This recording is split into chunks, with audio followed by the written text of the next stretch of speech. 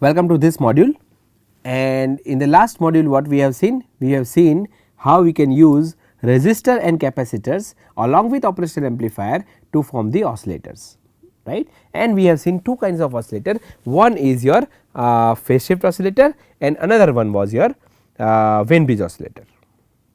Now, if I want to operate or if I want to use the circuit in a high frequency range from 200 kilohertz to few gigahertz, can I use the similar RC phase shift oscillators or Wien bridge oscillators?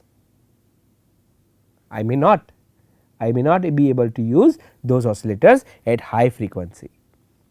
So, in the application when you are asked that we have to design an oscillator which can be used for at or at a higher frequency, what you will do? You have to design an oscillator using LC, using inductor and a capacitor. So, how does a inductor and capacitor help us, and how does the use of inductor and capacitor along with op amp will help us to form a LC oscillators, and then we will see the type of LC oscillators as well. Okay. So, let us see what are the LC oscillators. If you see the screen, what you will see that the oscillators which uses the elements L, that is inductor, and C, that is capacitor, to produce oscillations are called LC oscillators. Very easy definition, right. Now, the circuit uses or using L and C is also called tank circuit, right. It is also called tank circuit or oscillatory circuit, tank circuit or oscillatory circuit, which is an important part of LC oscillator. Okay.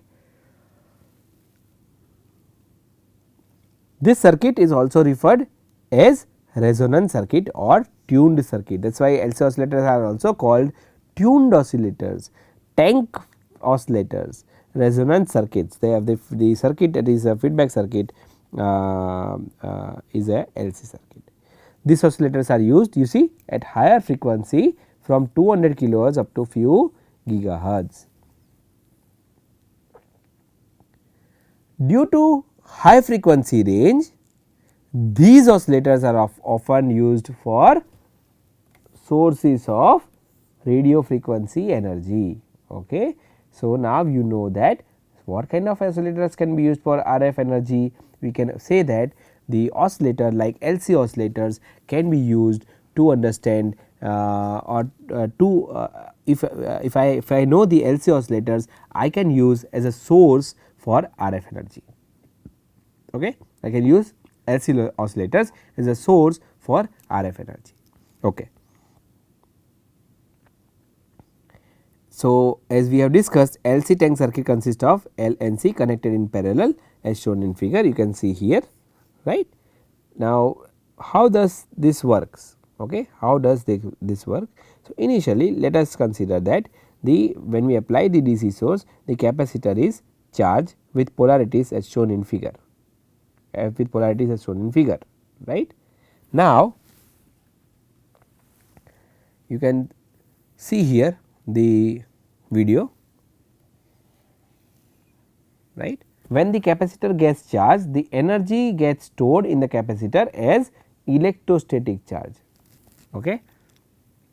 We will see how this what exactly this is happening in this particular video here, we will see later. Okay. Right now, you focus on the first line, even this video is distracting you from focusing, try to focus. There is another exercise that when we are learning, when we are understanding something, our focus should be completely on what we are learning and not to other things. So, if I am saying that let us focus on the slide, we should not focus on this particular video. Let us see how many of you can do that. Okay. Okay. So, where were we? We were that when the capacitor gets charged, right, the energy gets stored in the form of electrostatic energy. When such a charged capacitor is connected across the inductor in a tank circuit, the capacitor starts discharging. So, what will happen if there is a capacitor which is charged, and if I connect the capacitor to an inductor, what will happen? It will start discharging. it will start discharging. So, if you see the screen, that is what is written when a capacitor is connected across inductor, right, the capacitor starts discharging through inductor as shown. The arrow indicates the direction of flow of conventional current. The arrow will indicate the directional of the conventional current. Due to such current flow, the magnetic field gets set up around the inductor, and thus inductor starts storing the energy. So, what we are saying is capacitor will start discharging, inductor will start charging. When the capacitor is fully discharged, maximum current flows through the circuit, correct. Initially the capacitor was charged, now the capacitor is discharging through the inductor, and the inductor got charged and the capacitor is discharged. At that instant, all the electrostatic energy is stored as the magnetic energy. Why magnetic energy? Because now the energy is converted into the inductor. Initially there was capacitor, it was charged, this charging is called electrostatic energy. Now, if I connect a capacitor or in series or in a fashion with the inductor, what will happen, that the charge in the capacitor, this will start discharging and inductor will start. So, assume that this pen is a inductor, these two fingers that I am showing it to you, the thumb and a index finger, these are capacitor plates. Now, capacitor plates are fully charged. When you connect the inductor with the capacitor, this plate will charge, the capacitor will start discharging and inductor will start storing the charge, right, inductor will start storing the charge. So, this electrostatic energy is converted to magnetic energy, the electrostatic energy is converted to magnetic energy, alright. This is easy, this is what is shown in the figure. So, let us come back to the screen, and what we will see here is, you see here, if you see initially the capacitor is red, where you see when the plus is here, you see here, right. So, when there are plus like this, you see, okay, you can see here 1 2 3 and that is it, correct. So, when there is plus here, that will be minus here, you see this one, can you see this? When you see that, you will see that maximum electrostatic energy is there. Now, when you have connected inductor, when you connect an inductor, the capacitor will start discharging and the inductor will start charging, that is what is shown here. Initially capacitor is charged, now inductor is charged, now inductor starts discharging and capacitor will start charging in a reverse direction, we will see here, you see. So, what we have seen, capacitor is charged initially with plates in this particular fashion, right, then it is connected to a inductor. So, what will happen, the capacitor will start discharging and inductor will start charging. So, magnetic energy is there, right, this is what is shown here. Now, once this is there, the magnetic field will start collapsing, and we should know a law called Lenz law. Lenz law. As per the Lenz law, this starts charging the capacitor with the opposite polarity, making longer plate positive and upper plate as negative, making the lower plate as positive and upper plate as negative. So, what does it say? This is the first condition, right. Now, the inductor is charged and capacitor is discharged. So, we have to remove the charge from the capacitor because it is now discharged. Now, what will happen? Now, this magnetic field that is there in the inductor, this one, that will start collapsing and the it will start discharging and capacitor will start charging, but in a reverse polarity because of the Lenz law, because of the Lenz law, right. So, now it is charged like this and inductor is completely discharged, which you can see here, right, or you can see here in the circuit when it is, when the inductor is discharging, capacitor is charging, but now it is a reverse way, right. So, after some time capacitor fully gets charged with opposite polarities as compared to the initial polarities. Initial polarities were that this capacitor was having positive polarity like this, upper plate, and lower plate was negative. In this case it is reverse. So, the capacitor gets fully charged with the opposite polarities, right. The entire magnetic energy gets converted back to the electrostatic energy in the capacitor, correct. So, when the inductor starts discharging, the entire magnetic energy would be again converted back to the electrostatic energy, entire magnetic energy will be converted back to the electrostatic energy. Now, what will happen? Now, capacitor again starts discharging through the inductor. See, so beautiful. First capacitor charge, then is discharge, inductor charge, the inductor discharge, capacitor charge, then capacitor discharge, again inductor charge. This goes on continuously, right. So, but the direction of the current again through the circuit is now opposite, and again the electrostatic charge is converted to the magnetic charge. When the capacitor is fully discharged, the magnetic field starts collapsing, charging the capacitor again in the opposite polarity or opposite direction. So, what will happen? Thus, the capacitor charges with alternate polarities and discharges, producing alternate current in that circuit, right. It charges, it discharges, it charges, sorry, it charges, discharges, charges, discharges, charges, discharges, charges, discharges, like this. Now, one thing you may have seen, which is shown here, that there is oscillation, right. See, but they are dying, right. You see here, oscillations are dying, right. That is why, because every time when energy is transferred from capacitor to inductor and back from inductor to capacitor, there is a loss due to which the amplitude of oscillations of current keeps on decreasing every time when energy transfer takes place. You see here, it keeps on decreasing. Hence, actually we get exponential decay, right, oscillations called damped oscillations. This we have seen, right, there are damped oscillations. So, this is a damped oscillations. Such oscillations would stop after some time. Such oscillations will stop after some time. So, now we know why there is oscillation, we know why there is alternating current, because of charging and discharging of the capacitor and inductor simultaneously and in opposite polarity. So, capacitor is positive, then capacitor will charge in the negative polarity upper plate, then again it will discharge, inductor will charge, storing magnetic energy, in magnetic energy collapses, electrostatic energy again comes into picture because capacitor again charges with opposite polarity. So, this goes on continuously, but whenever there is a charge transfer, there is a loss of energy, and subsequently you will see that the oscillations will start decaying.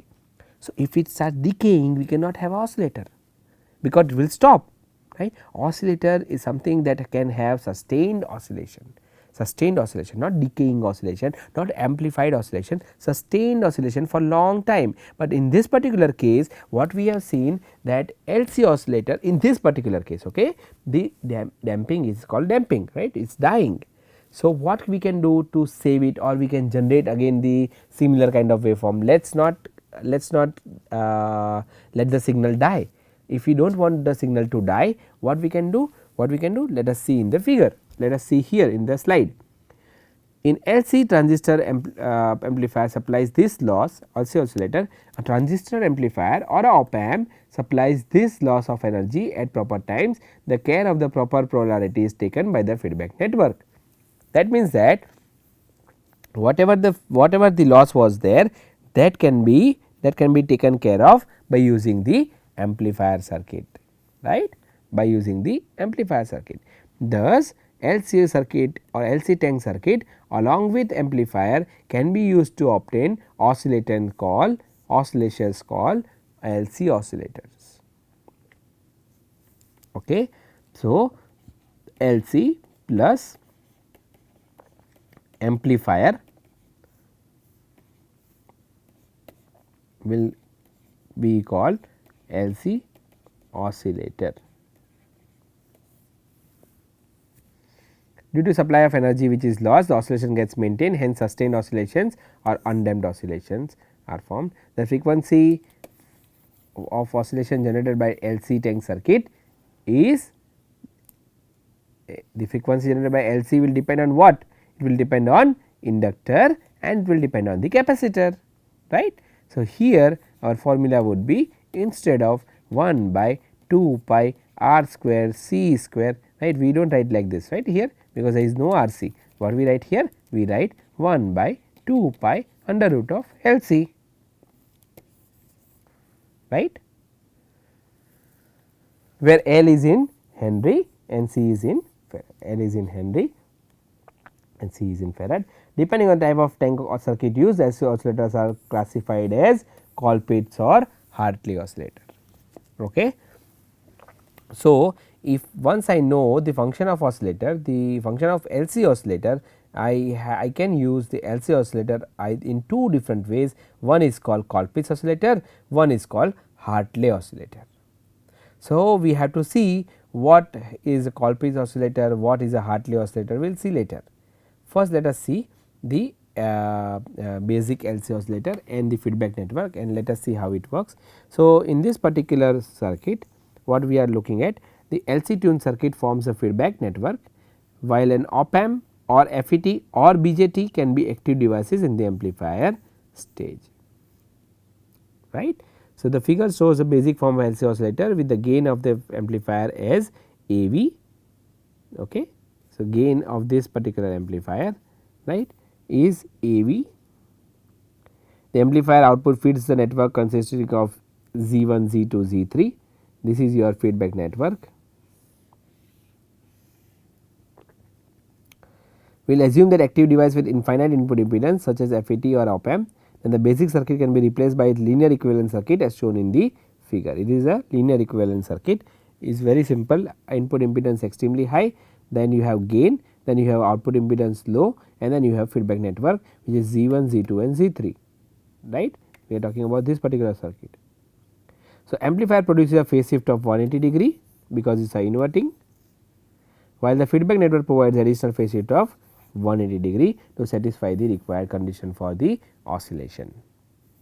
Okay. So, let us see, or let us analyze the amplifier stage. Let us analyze the amplifier stage. Okay. So, what we see here, as the input impedance of the amplifier is infinite, there is no current flowing towards the input terminals, right. As the input impedance of the amplifier is infinite, no current will flow towards input terminals, that we know. So, let RO be the output impedance which is shown here of the amplifier stage, as I equals to 0, Z1 and Z3 appears in series, right. See here, because I is 0, it looks like Z1 and Z3 are in series, right, while combination in parallel with Z2. So, Z1 Z3 looks as if they are in series with combination of Z2 in parallel, correct. This is what is written here. This equivalent circuit is ZL. So, Z1 Z3 in series with Z2 we call as ZL. Okay.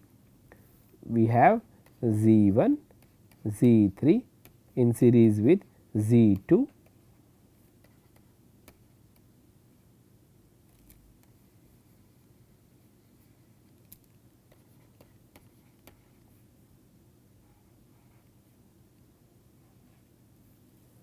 This combination we call CL. Okay. Now, I is what? I is nothing but minus AVI upon RO by ZL, RO plus ZL, and VO is nothing but I into ZL, right. So, from these two equations, what will be gain? Gain is nothing but VO by VI equals to minus AV ZL divided by RO plus ZL, where A is the gain of the amplifier stage, right. Very easy to determine this. So, if I want to do analysis of the feedback stage, so let us consider that now I have feedback stage Z1, Z3 and Z2. So, for the feedback beta calculation, let us consider the circuit which is shown here from the voltage division in parallel. Here I see, you see here, right. What will I have? It looks like Vf by Vo is nothing but Vf by Vo is nothing but Z1 plus Z1 divided by Z1 plus Z3. But Vf by Vo is what? Vf by Vo is nothing but your beta. So, beta equals to Vi by Vo, right. Phase shift is 180 degree. So, beta is Vi by Vo is minus Z1 by Z1 plus Z3. So, A into beta if I want to write, then I can write the formula A from here, right, AV into ZL divided by RO plus ZL, right, which is here into beta. So, this can be nothing but this is required loop gain, ZL can be written as Z1 plus Z3 parallel to Z2, right. ZL can be written as Z1 plus Z3 parallel to Z2. This is how the feedback stage analysis can be done. This is how the feedback stage analysis can be done. Now, we have not finished it. We have not finished the feedback stage analysis. Let us see further. Okay, let us see further. So, after substituting value of ZL, we have to further simplify. For further simplification, we will get A beta equals to this value. Now, here Z1, Z2 and Z3 are what? Reactive components, because they are either L, Z1 and Z1, Z2, Z3 either L or they are C. That means, they are reactive components, right, reactive elements. So, Z1 is j omega x1, Z2 is j omega x2, Z3 is j omega x3. So, where x is nothing but L omega, or x can be minus 1 by omega c, right. For capacitive reactance, for inductance we know it is a omega L. So, to have a phase shift of 180 degree, the imaginary part of the denominator must be 0, right. So, imaginary part of the denominator is 0, then we can have x1 plus x2 plus x3 equals to 0, right, and A beta is value which is here. So, what we will have? We have, you see, A V equals, this is same equation A into beta, just we have replaced Z1, Z2, Z3 by x1, x2, x3. So, but x1 plus x3 equal to x2, right. Therefore, minus A beta will be equal to minus A V by x2. So, minus A beta we will get, we will derive A V into x1 by x2, correct. If x1 plus x3 equal to minus x2, we can have a minus A beta equals to A V into x1 by x2. So, in this particular case, according to Barkhausen criteria, minus A beta must be positive and must be greater than or equal to unity, right. As A V is positive, minus A B will be also positive, because A V is positive here, right. Only x1 and x2 will have same sign, while x3 will have a different sign, right. This indicates that your x1 and x2 can be same capacity, same reactive element, while x3 should be different than the x1 and then x1 and x2. Okay.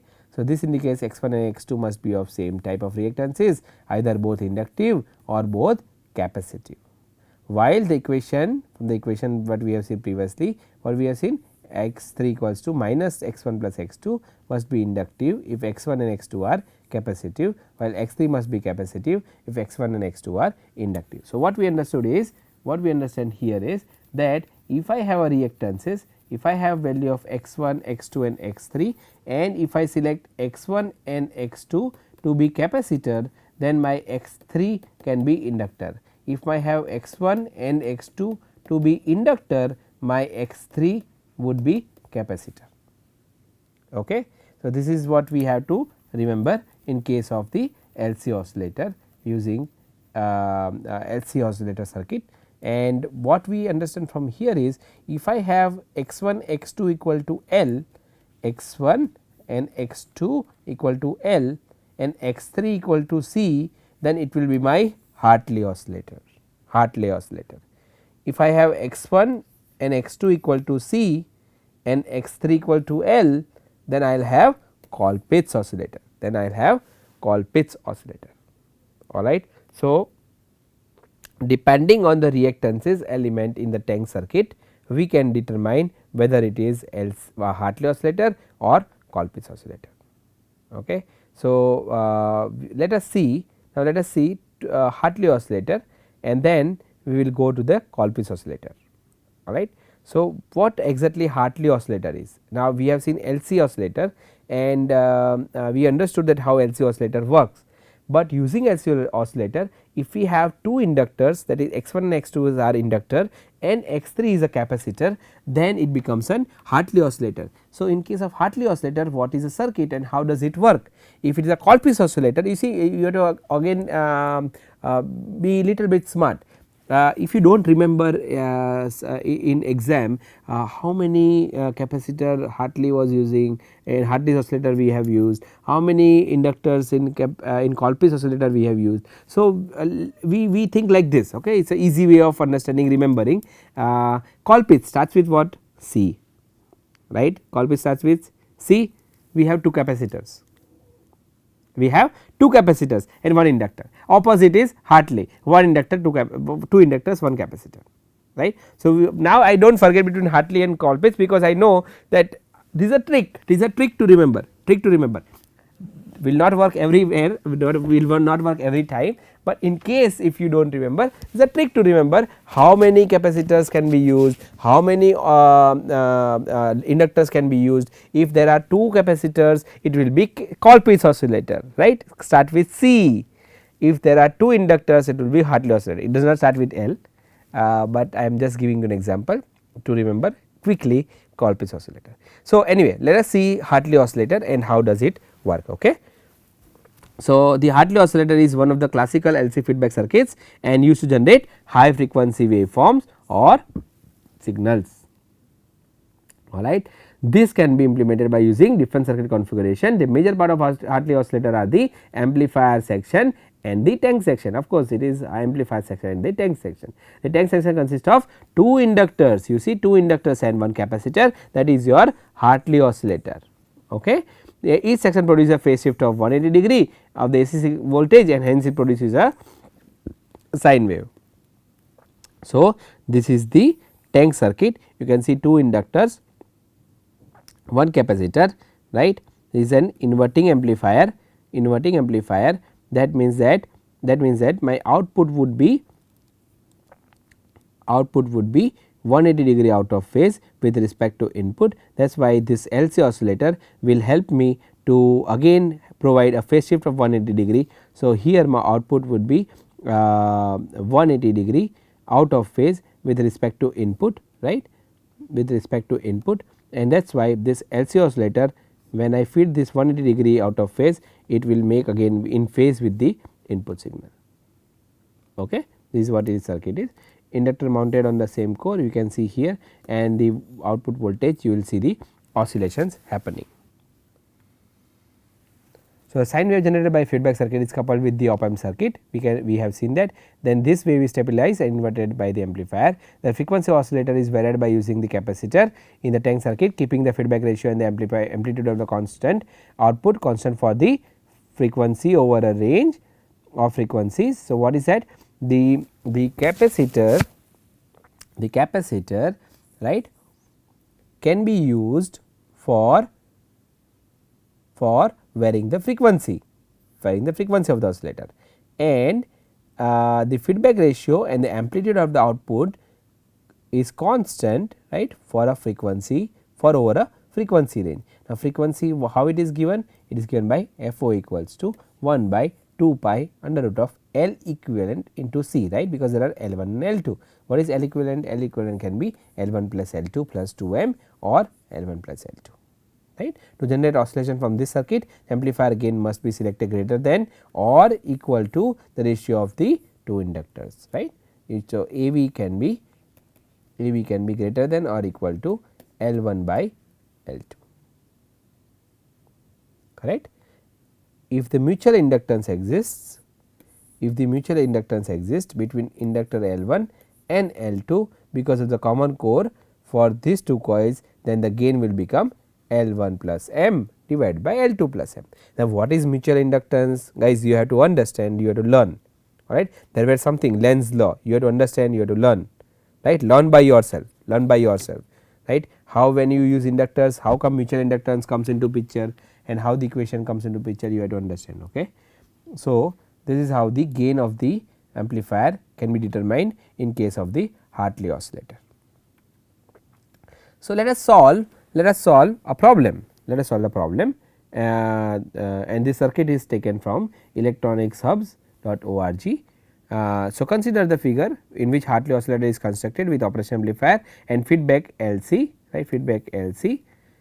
By referring the given values, determine operating frequency and maximum acceptable value of resistance R for the oscillations to start. Okay. So, what we are asked? We are asked to find the value of R, we are asked to find the value of the frequency, operating frequency, right.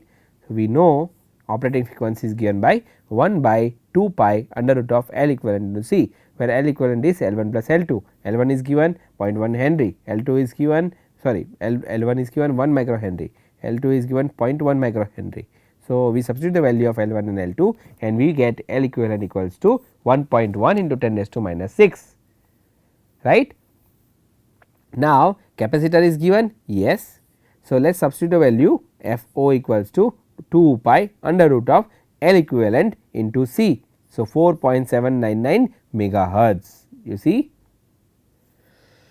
Now, feedback factor. What is feedback factor? Feedback factor is nothing but L 1 divided by L 2. So, what is L 1? L 1 is 1 into 10 raised to minus 6 because it is 1 micro Henry. What is L 2? L 2 is 0.1 micro Henry. So, 0.1 into 10 raised to minus 6. So, answer would be 0.1, right. Therefore, the minimum gain required would be 10, right. Minimum gain required would be 10. Now, you see it is an inverting amplifier. So, we have R 2 by R. What is R 2? This one, right. So, my gain would be R 2 by R. So, what is R 2? 100 kilo ohm, right. What is my R? I do not know, right, and gain should be equal to 10. So, 10 would be equal to 100 K by R, or R would be nothing but 100 into 10 to the power 3. So, in terms of ohms divided by 10, or that will give me 10 into 10 to the power 3, or R equal to 10 kilo ohms, R equal to 10 kilo ohms, right. This is what we have found here, R equals to 10 kilo ohm here, right. So, very easy to solve the problem for the Hartley oscillator. So, what are the advantages of Hartley oscillators using op amps? Okay. Why we have to use op amp based Hartley oscillator? So, instead of two separate coils as L 1 and L 2, a single coil of bare wire can be used and the coil grounded at any desired point along it. So, that is the advantage, right. So, using L 1 and L 2 separately, we can use a single bare wire. By using variable capacitor or by making core movable, frequency of oscillators can be varied, correct. The amplitude of the output remains constant over working frequency range, that is very big advantage. Very few components are needed, including either two fixed inductors or a taped coil. But there are some drawbacks also. So, what are drawbacks? Drawbacks is it cannot be used as lower frequency. You can see the frequency that we derived just in the previous case 4.9 megahertz, right. We have seen that it is about 200 kilohertz and above, or megahertz and above to some gigahertz. So, it is a high frequency, right, it is a high frequency oscillator. So, it cannot be used at low frequency, since value of inductors become large and size of inductors becomes bulky, correct. The harmonic content in the output of this oscillator is very high, hence it is not suitable for the application which requires the pure sine wave. So, the harmonic component in the output signal would be so high that we cannot use when we have application where sine wave, very pure sine wave is required, pure sine wave is required. Okay. So, that is another disadvantage or a drawback of the Hartley oscillator. Now, if we have seen a Hartley oscillator, then we can also see Colpitts oscillator. Why? Because in Hartley oscillator we have two inductors, one capacitor. Colpitts oscillator, two capacitors, one inductor. You see this circuit, two capacitors, one inductor. This is called tank circuit. What is called? Tank circuit. Okay. So, what is a Colpitts oscillator? A Colpitts oscillator is an LC oscillator which uses two capacitive reactances and one inductive reactance in the feedback network. Okay. So, LC oscillator is nothing but oscillator in which two capacitive reactance and one inductive reactance in the feedback network is, that is tank circuit, is called Colpitts oscillator. The op amp provides the basic amplification needed, while the feedback network is responsible for setting the oscillator frequency. Correct? Feedback network, this feedback network is responsible for the oscillator frequency, right, and this particular network op amp is nothing but a amplifier. So, it will provide the amplification. Now in the given circuit, the op amp is connected as an inverting amplifier with a high gain as compared with the transistor circuit. So, we have not seen transistor circuit, so forget about it, but the op amp here has a high gain. The LC network is placed in positive feedback, as you can see, right, and of the operation amplifier. Another point is, when the power supply is given to the circuit, there is no signal, but the small noise voltage are amplified by the op amp. This makes the board capacitor to start charging and discharging. Right. When power is given, the capacitor will start charging and discharging, right, be with the help of the noise voltage, because these noise voltage are amplified and they are provided back to the feedback network from here, right, and this will cause the capacitor to start charging and discharging. The part of signal across capacitor C2, right, or this one is fed to the inverting amplifier. It is then amplified and keeps the network oscillating strongly. Easy, very easy, right. Here the frequency is given by FO 1 by 2 pi L C equivalent. In case of Hartley, 1 by 2 pi L equivalent into C, right. So, in that case L equivalent was L 1 plus L 2 plus 2 m or L 1 plus L 2, right, L 1 plus L 2. But in case of Colpitts oscillator, the C equivalent will be nothing but C 1 C 2 divided by C 1 plus C 2, correct. So, what are the applications of Colpitts oscillator? Let us see.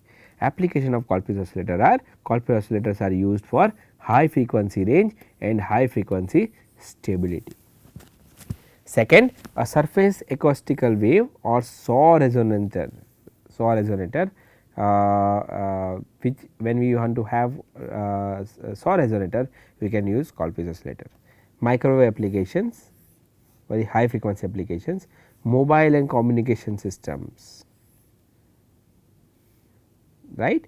These are used in chaotic circuits which are capable to generate oscillation from audio frequency range to the optical band. The application areas includes broadband communication, spectrum spreading, signal masking, etc. Right. So, the application of oscillator, Colpitts oscillators are in several areas from SAW to microwave to mobile communication to spectrum spreading and so on and so forth. Okay. So, this is how we can design the Colpitts oscillator using LC. So, guys, what we have seen in this module? What we have seen is how we can design an Colpitts oscillator and how we can design a Hartley oscillator using a tank circuit.